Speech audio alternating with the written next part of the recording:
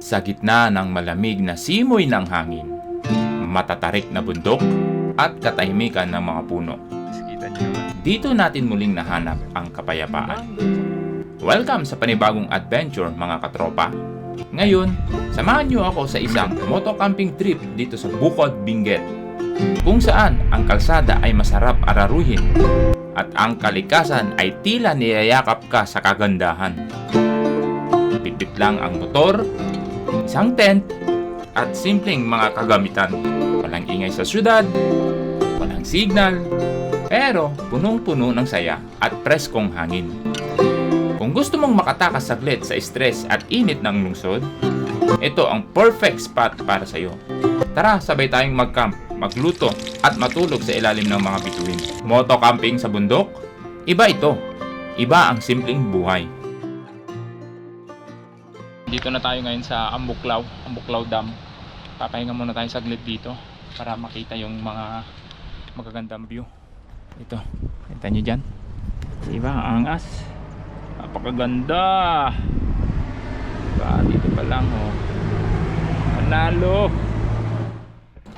Di nagtagal ay umalis na rin kami dahil sa late na nga at babalik pa naman kami dito kinabukasan. Alam mo yung nasa kalagitnaan ka ng biyahe? Alam mo sa feeling mo na may parang kulang.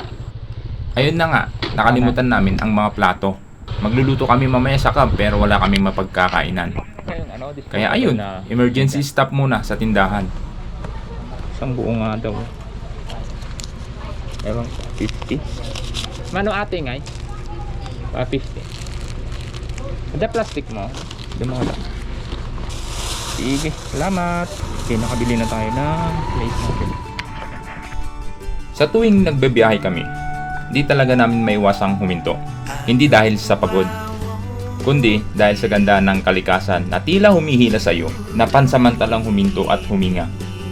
Mga simpleng tanawin, bundok, ulap, mga puno, at parang sinasabi ng paligid, sandali lang, damin mo muna ako. At yun ang sarap ng ganitong biyahe. Hindi lang destinasyon ang importante, pati bawat hintong may kwento. My heart won't let me begin to see I've got nothing to win.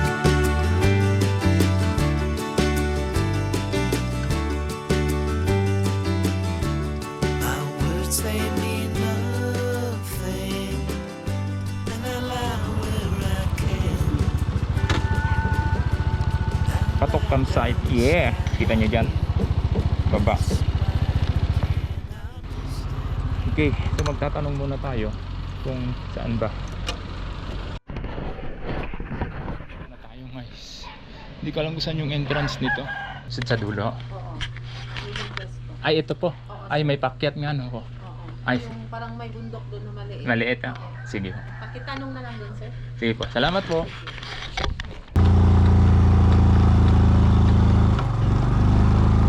Finally, nakarating na rin kami sa spot. Ang lamig ng hangin, ang tahimik na paligid, ito na yung moment na inabangan namin. Pagkatapos nun, ibinaba ko na kaagad ang aming mga gamit. Tapos, set up agad ng tent para makapagpahinga at makapagsimula ng simpleng camp life.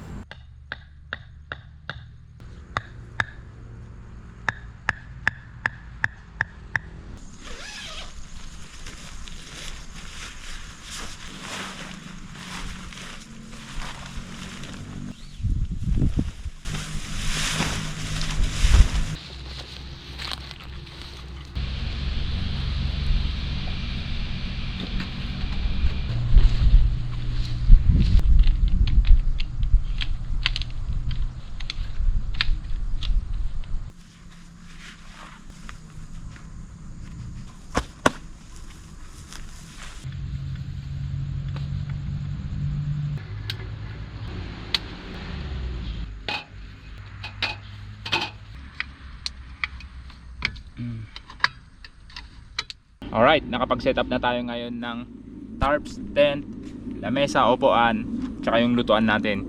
Ngayon, ang gagawin natin ngayon ay magsasaing muna tayo ng ating pang dinner.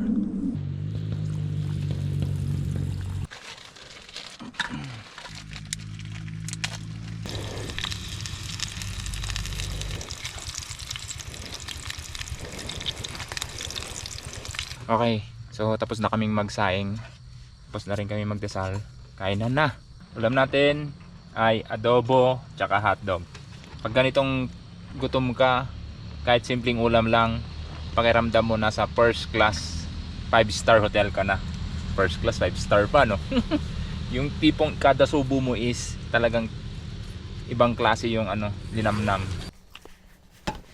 Etong hotdog, ulam namin sana para bukas. Since bukas pa, niluto na namin kasi baka masira.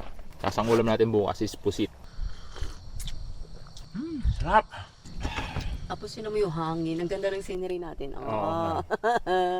Last time yung ano natin sa Ugo no last week, wala tayong dalang ilaw kaya madilim. May ilaw pero hindi na-charge. Hindi na charge lahat. Smile ka. Hindi ako gagalaw, kumakain ako. Ito may mga naririnig kayong mga konting motor kasi dito sa baba natin is dito sa campsite. Daanan lang highway. Papuntang from Baguio, dadaan ka ng Baguio. Ito yung papuntang Nueva Vizcaya. Alright, so tapos na tayong kumain. Itong tira, bigay ko na lang sa baba, sa aso, yung kaninang kumakahol.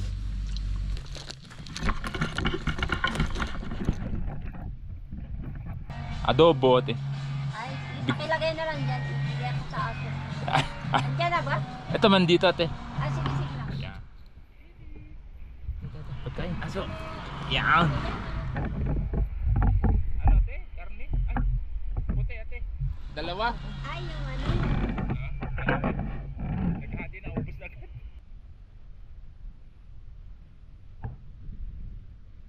Magpintuan pa kay ate. Kain ka? Kain ka? Yung aso nila, ang cute. Binagyan ko. Ay, siya kumain. Oh, dalawa sila ng puti. Pagkatapos nun, ay natulog na rin kami. Good night. Maaga akong nagising. Alas 4:30. Pero gaya ng karaniwang rider, sinubukan ko pang pumikit ng ilang minuto. Hanggang sa bumangon ako ng alas 5. Excited akong magpa-drone, pero paglabas ko, madilim pa rin ang paligid. Tahimik, malamig, at parang buong kagubatan ay natutulog pa. Pero sa ganitong oras, dito mo mararamdaman ang tunay na katahimikan ng kabundukan. Kahit hindi pa abot ng lente ng drone, ramdam mo na ang ganda ng umagang parating. Pero dyan medyo maliwanag na dito banda. Nakikita na yung mga pagsikat ng araw. Diyan may sea of clouds doon pero medyo mataas. Try nating kuhanan ng drone kung kaya. Kaya lang wala akong pwedeng paliparan dito ng drone. Nagpalipad ako rito kahapon. Dito. Kaya lang medyo nakakaligaw tong location. Sabagay mag home point na lang tayo.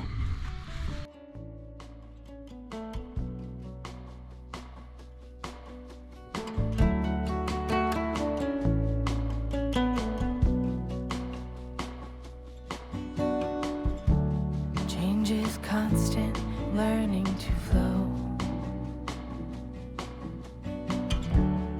All the unknown, lemons thrown. May look different from what you've dreamed. Colors and contrast making it art. What if happy can be built? Tuning into all that's good. Lucky I learned what lemons can do. Lucky they led me here with you. Lucky.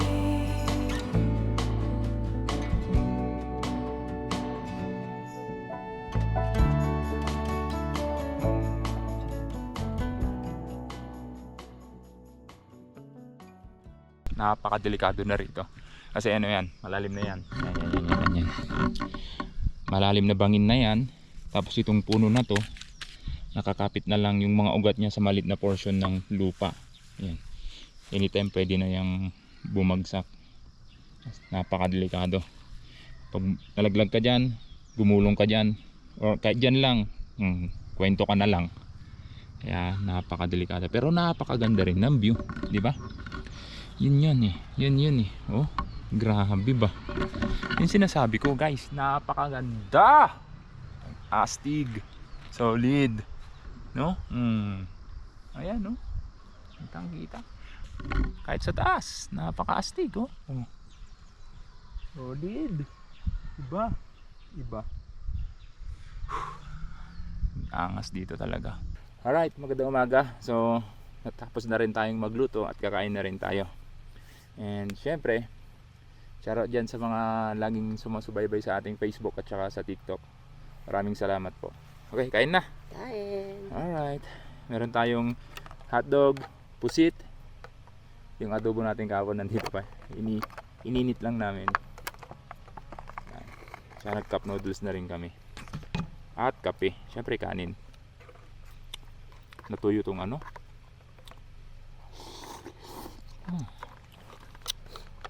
Hindi masyadong maginaw dito guys. Mas malamig sa Yung ano, una namin puntahan. sa Mount Ugo. Though malamig pa rin, pero unlike nung nakaraan. Yung Yung mantika mga gamit namin di nag-moist. hindi nagmay. Siguro dahil sa setup ng tarps.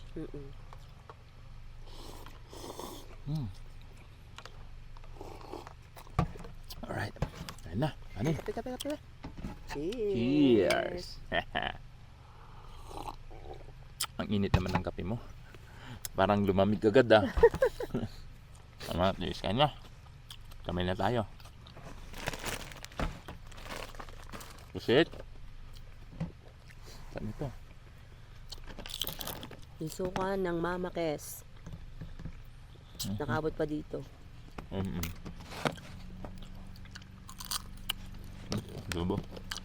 Kahit masarap yung tulog mo, magigising didilat ka kasi yung mga sasakyan. Yung ibang lalakas no. Mababaw lang yung ano, yung magiging tulog mo dito. Pero ako, naging mahimbing ng mga alas 11 na. Wala nang masyadong ano. Kasi 9 tulog na ako yan. Tapos pa ano-ano na lang yung tagising-gising ako ng konti dahil pero yung diwa mo yung nagigising kasi yung mga sasakyan.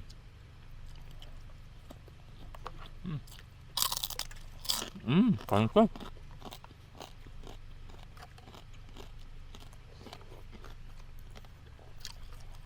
Masarap yung pagkakaluto mo sa pusit. Crunchy. Okay.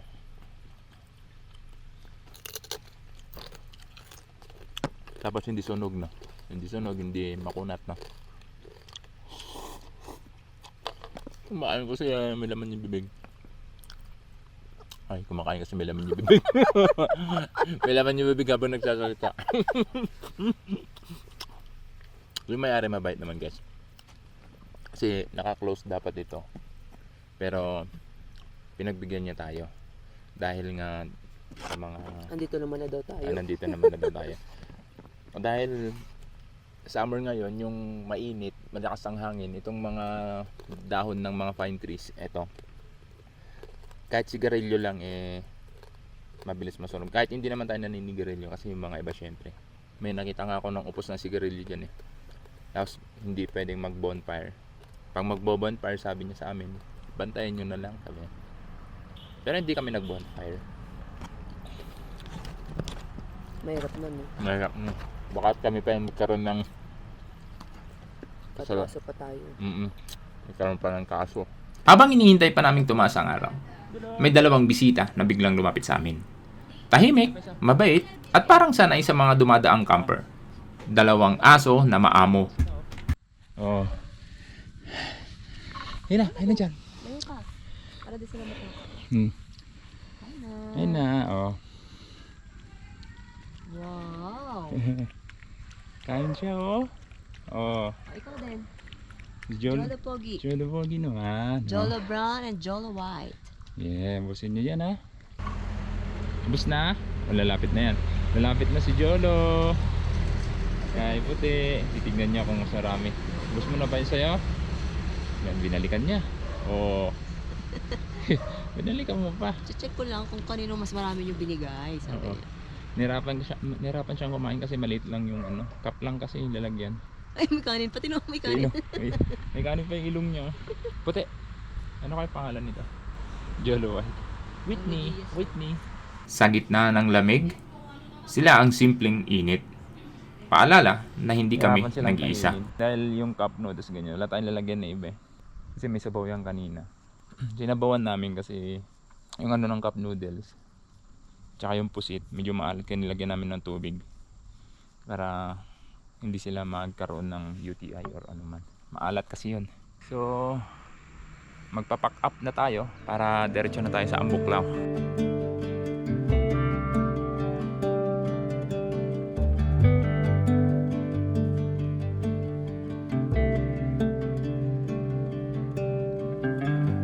Straight cruising, headed for a bruising.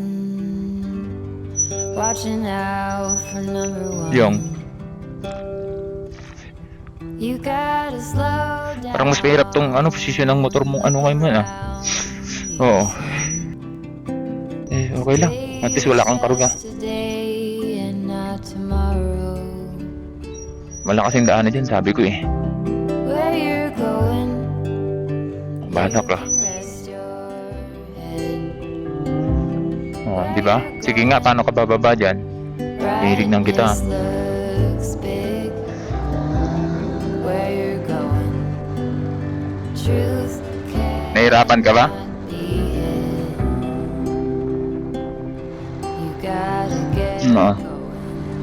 Nakaalis na kami sa camping spot at papunta na sana kami sa next destination. Pero gaya ng dati, napahinto na naman kami. May papakita ko sa inyo. Dahil may nakitang maganda ang aking asawa. Tingnan nyo yung view dito. Hindi talaga pwedeng palampasin pag may magandang tanawin sa daan. I don't think it's river or what. Kalikasan na naman ang tumawag. Kasi mossy green yung kulay niya. Look. See? See? Eh, ganda doon guys oh. Kita nyo yun? Be hard Daanan. working. Eh! Can be Ganda doon oh. Ang lupit! Tayo. of the rest that you are given. Hindi ko alam kung ano yan. Flowing or ano. Ganda yan oh. Yung doon sa dulo. Grabe! Solid! Ganda, may bahay pa sa baba. Ayan yung bahay doon sa baba. Yung maliit na yun. Bahay yun. Work with what No? you got. Grabe, ang ganda men. Angas! Ayan oh. Where you're going, Hindi nagtagal, nagpatuloy na kami sa aming biyahe hanggang sa marating na namin ang Ambuklaw Dam. Sa wakas, natanaw na rin namin ang malawak at kahangahangang tanawin ng dam. Napapalibutan ng lunti ang kagubatan at kabundukan, lalong-lalo na ang malamig na simoy ng hangin. easy now. You gotta get going. Easy now.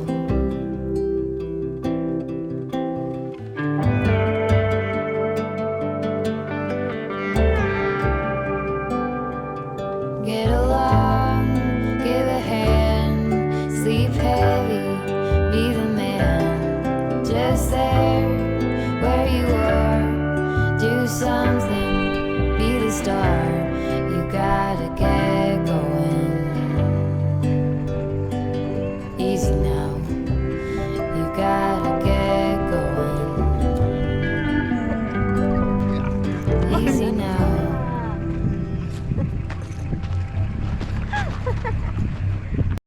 Ang ganda ng Ambuklaw no? Hanggang dito na lang muna yung vlog natin. Kita-kita na lang sa susunod. Paalam!